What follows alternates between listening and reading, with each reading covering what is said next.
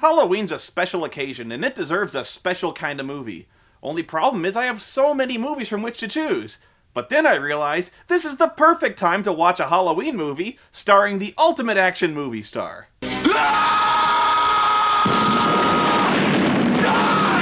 Oh yeah, that's right. I'm talking about the greatest actor alive, Reb Brown. Reb Brown was technically in 2 Halloween movies. He appeared briefly in the Killer Snake movie, a movie destined to do poorly at the box office because nobody with any dignity would go up to a ticket booth and say, 2 for please. Just imagine the spit you'd have to squeegee off the glass. Reb plays a jock who gets killed off almost immediately. On top of Old Smoky, all covered with snow.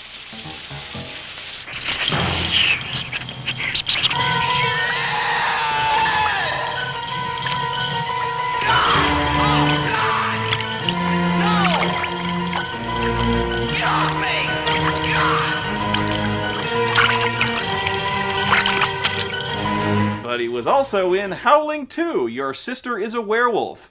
Or if you were in the UK, Howling 2, Stirba Werewolf Bitch. Yes, I'm serious. That was actually the title. But what really confuses me is why they changed it. That was a great title. Everyone in the US would have gone to see a movie called Stirba Werewolf Bitch. What idiot thought Your Sister is a Werewolf would be a better title? Probably the same person who called the Howling 3 the Marsupials. Again, I'm serious. And the most disappointing thing about that one is there were no were-kangaroos. God, what a ripoff! In the first Howling movie, Dee Wallace plays a news anchor who tracks a serial killer who turns out to be a werewolf Robert Picardo, and eventually stumbles on an entire clan of organized werewolves. At the end, she reveals that werewolves exist to the world by transforming into one on the evening news, and then getting shot several times. Switch, damn it, switch! The sequel picks up at her funeral, and it's not hard to spot a few glaring issues here. For one, she's obviously breathing, and for another, that's not Dee Wallace. I mean, it's not even close. They couldn't even get the hair color right. They couldn't find a blonde anywhere. Amen. Amen. Amen. Amen. I can't hear you. Amen. Reb Brown plays her brother, who conveniently was never mentioned in the previous movie. He's approached by Christopher Lee, who plays a paranormal investigator and professional movie introducer. For it is written, the inhabitants of the earth have been made drunk with her blood. Know then that it is the year 10,191. The inhabitants of the earth have been made drunk with her blood. It's the Christopher Lee audiobook collection. Christopher Lee reads Breaking Dawn. And I saw her sit upon a hairy beast. I am Holly, the ship's computer, with an IQ of 6,000. And she held forth a golden chalice full of the filthiness of her fornications. And she called it Bud, American Ale. And upon her forehead was written, Behold, I am the great mother of harlots. Like Britney Spears. And all abominations of the earth. Like Justin Bieber. After the funeral, Saruman tells Reb the uncomfortable news that his sister is a werewolf. She is a werewolf. Your sister is a werewolf. He said your sister is a werewolf. Ah, bullshit. But he's got proof in the form of a videotape of horrendously cheap reshoot footage of the end of the first movie. This is a videotape of Karen White's last news broadcast. And just as a quick refresh, this is what it looked like in The Howling.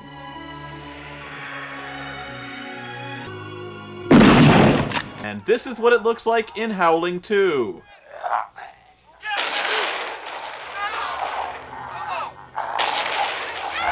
It's a fake.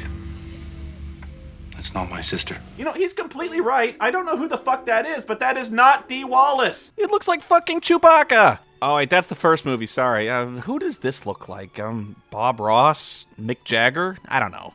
How do you make a sequel to a movie hoping the audience never saw the first one? Duh!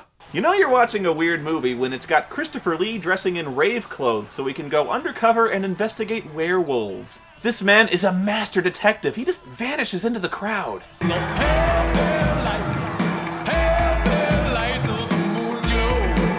Well, I hope you like this song because it's the only good part of this movie and you'll hear it about 5 times before it's over.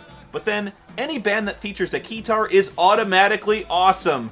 Although, it does kind of remind me of another song. What was it?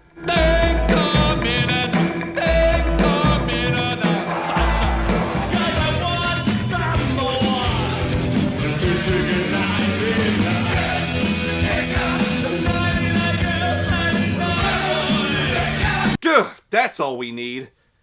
Actually, we might, because now that I think about it, the special effects in Hobgoblins are far and away better than the ones in Howling fucking 2. Don't believe me? Just check this scene out.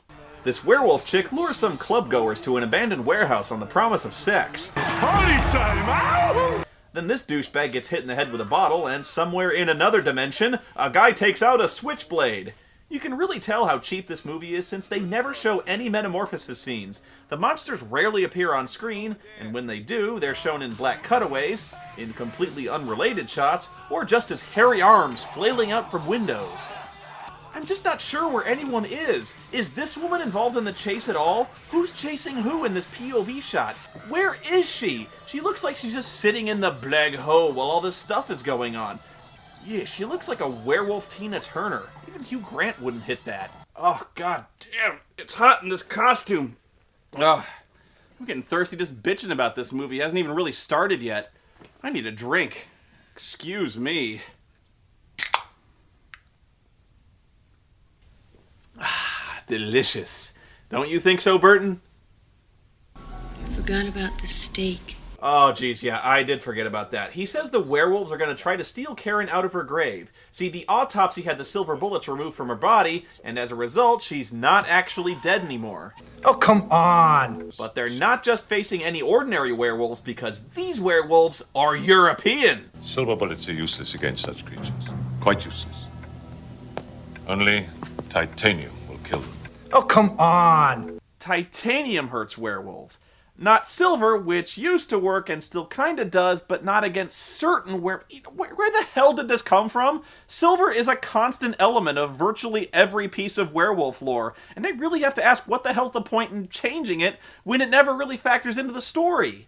I mean, silver, titanium, whatever, it's a rare metal, but it's not like they ever run short of the stuff. It's not like they have to make a special trip to go get it, they've just got titanium weapons instead. And yeah, that's Christopher Lee's secret weapon, a titanium stake. What's he gonna do with that again? Drive a stake through a werewolf's heart. Isn't that vampires? Driving a stake into... That's vampires, isn't it?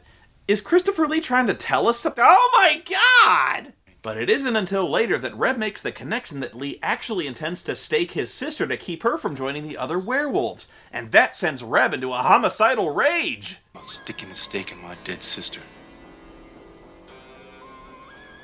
I'm gonna kill this son of a bitch. I said a homicidal rage! I'm gonna kill this son of a bitch. I'm just so mad right now, I'm going crazy. Anyway, he teams up with a plucky journalist named Jenny, a character so useless and cookie-cutter as the love interest who will be kidnapped by the werewolves, she might as well just be a blow-up sex doll that makes squeaky dog chew toy noises when she walks. What's that? It's a kangaroo. The fuck do you think it is? Jeez, this is the most overgrown, nightmarish cemetery ever. Haha, now that's the Reb we know and love, and the werewolves are in real fucking trouble too because he has the power to shift into their dimension. Ben! In here! Right behind you! Get in! Dirty sons of bitches! Shit! When they arrive in the crypt, they find Stefan the werewolf slayer praying over Karen's coffin. He must have been a really strong guy to pull it out in the middle of the floor all by himself. Damn! Get away from my sister or I'll blow your damn head off! Listen to him, Ben. He knows what he's talking about. Not about my sister, he does it.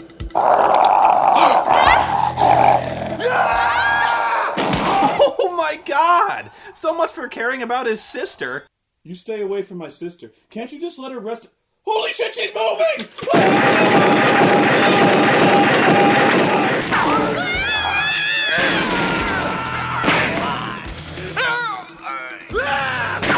You know, Reb Brown has the acting range of an air horn. Where do we have to go to find Stirba?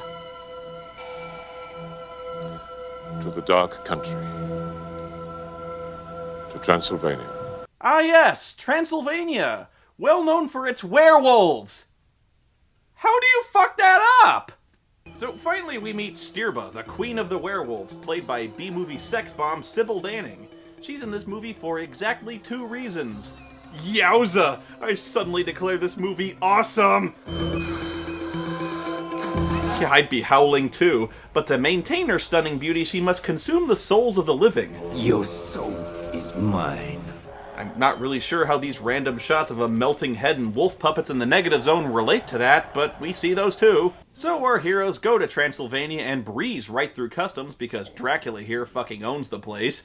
On the way from the Transylvanian airport, they notice someone laying in the road and stop to render assistance. This woman was hit by a car. We must get her to a doctor quickly. It's a trap!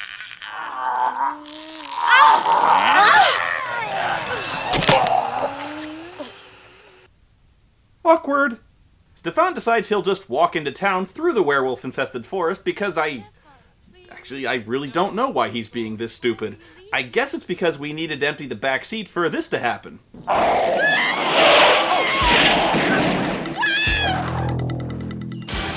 Wow, I guess Stefan had the right idea, knowing the werewolf's instinctive desire to chase cars. Anyway, they pull into town and check into a hotel. Room 666.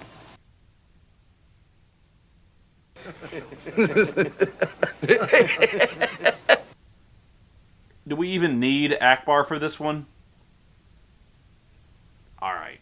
It's a trap! So they unpack and... Is that a chain of garlic? Just in case. That's vampires! This is a vampire movie! I mean, Stakes in the Heart? Transylvania? I fucking guarantee you they took a vampire movie script, opened it in Microsoft Word, and did a find replace to change all instances of the word vampire to werewolf. Oh no, oh my god, no, please, there's no need for this! Ah! Oh god, I never wanted to think about Reb Brown naked and thrusting. Actually, I'm not sure what they're doing, considering you can clearly see Reb still got his pants on, she's still wearing her underwear, and I don't think she knows where his wiener's supposed to be. Meanwhile, Stirba orders 2 other werewolves to have sex. Really unappealing, cheesy sex, too. But hey, Sybil seems to like it, I guess. Whoa! She just let the puppies loose. Huh. I'm sorry, I was just expecting them to do it doggy style. This is about as good as the werewolf transformation effects ever get, by the way. Every time there's an edit, they glue another 4 packages of crepe hair on their bodies. This is amazingly cheap, when the main attraction of every werewolf movie is the transformation scenes, and this is the best they could do? Not to mention the fact that this scene is completely pointless. The sex scene in the first Howling movie was provocative, and their transformation during the act of sex metaphorical of releasing the beast within, metaphorical of acting on their primal nature. The sex scene in this movie is metaphorical of showing Sybil Danning's jugs. Okay, so that's probably not a metaphor, but for some reason I just completely lost focus and forgot what a metaphor even is. Yeah, that did it.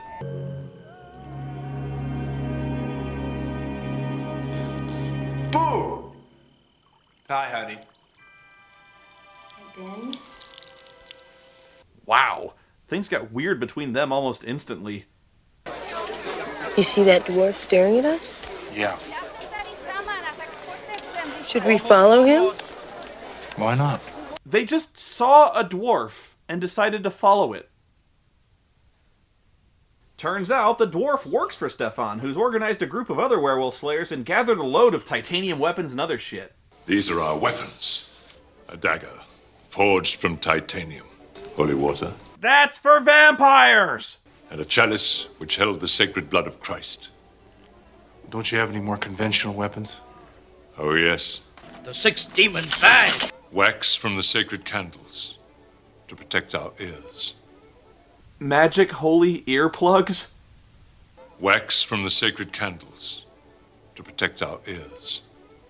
Oh my god, that was so stupid. I just felt something blow inside my head. Magic holy earplugs! How would you even know you'd need magic holy earplugs? Oh, come on. Okay, so Reb and the rest of the Belmonts head out to the castle, but storming the castle won't be easy since Stirba knows they're coming and is whipping them into a frenzy by having a huge rave and... Wait, they flew the Howling Band all the way to Transylvania? Were they on the same plane as Reb? The fuck?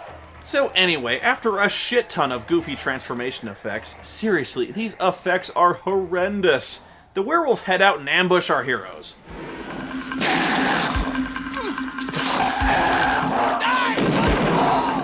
Alright, these guys look more like dudes in gorilla suits. They look more like Sasquatches than werewolves. Yeah, you're actually watching a movie where Reb Brown teams up with Count Dracula to fight werewolves. It's fucking awesome! It's a reunion of Captain America 2, but this time they're working together to kick some undead ass. They beat the first wave, but the werewolves have more surprises awaiting them when they deploy their ninja werewolves hiding in the undergrowth. But that's when Christopher Lee busts out the fucking holy hand grenade! Decime Spiritu! Boom! Oh, fucker just got jacked up! That's what you get when you mess with fucking Saruman! We gotta get that on instant replay! Exorcisate! Immundissime Spiritu!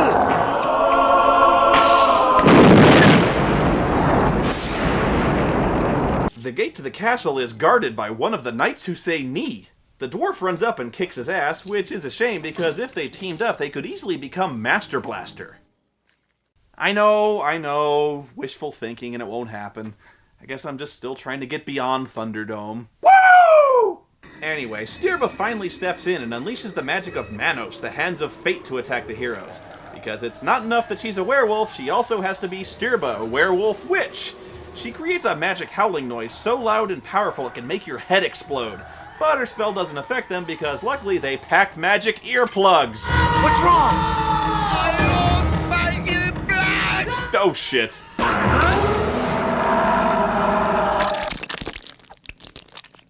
Did Van Helsing have magic earplugs? No, I tell you! No! This is the real shit right here, people. You want to fight werewolves, you get yourself a titanium rod and magic fucking earplugs, because otherwise the werewolves will cast a spell that'll just blow your dwarf's eyes right out of his fucking head. This leads to a scene later on where the dwarf becomes a zombie who dresses like a girl and attacks people with a knife. So Reb has to throw a midget out a window.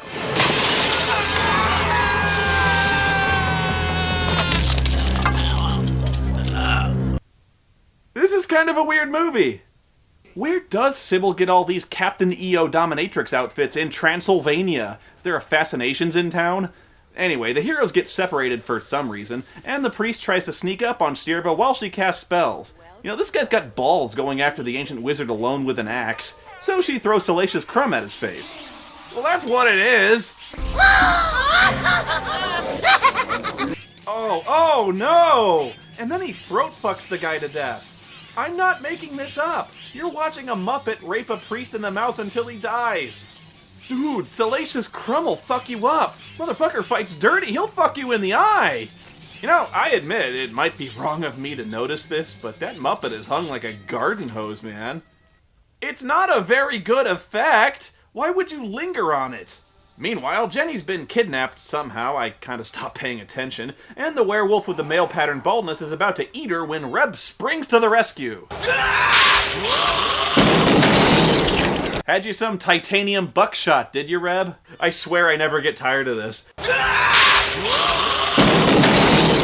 Stefan faces off with Stirba, and they engage in a battle of wills. Now, locking wits with Saruman of many colors was not one of her best moves, cause this is what you get! Name of God.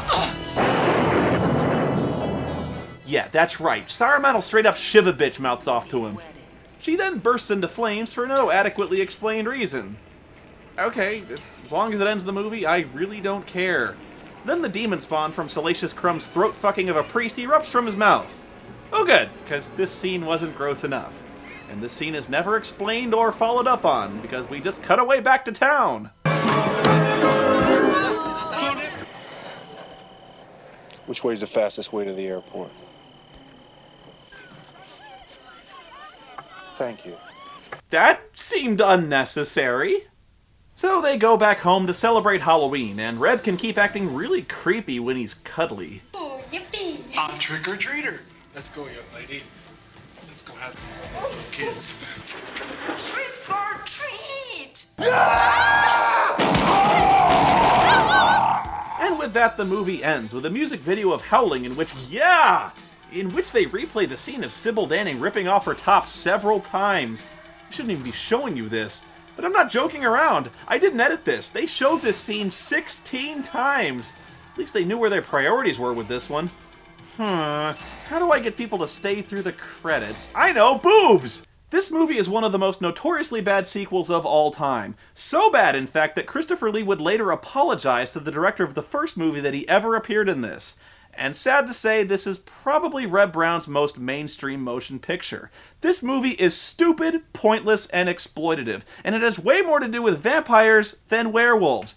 And when your werewolf movie has worse werewolf effects than Werewolf, you need to rethink your life. If I'm gonna watch a werewolf movie this Halloween, I'll make it Dog Soldiers, because any movie with a main character named Spoonie has to be awesome. In the pale, pale light, pale, pale light of the moon glow, I got a hunger that's emotional, hunger that I can't control.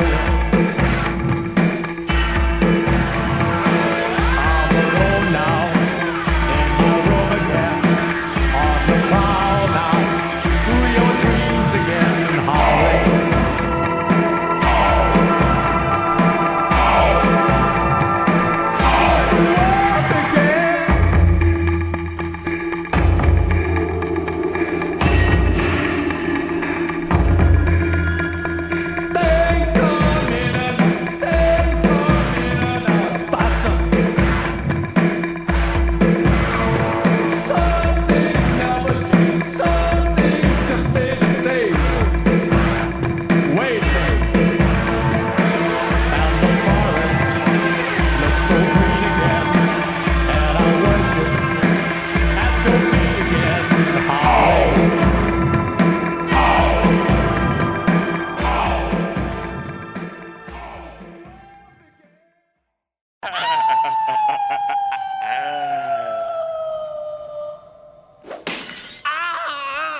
What the fuck's going on?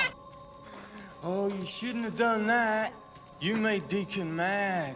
And he gets real nasty when he's mad.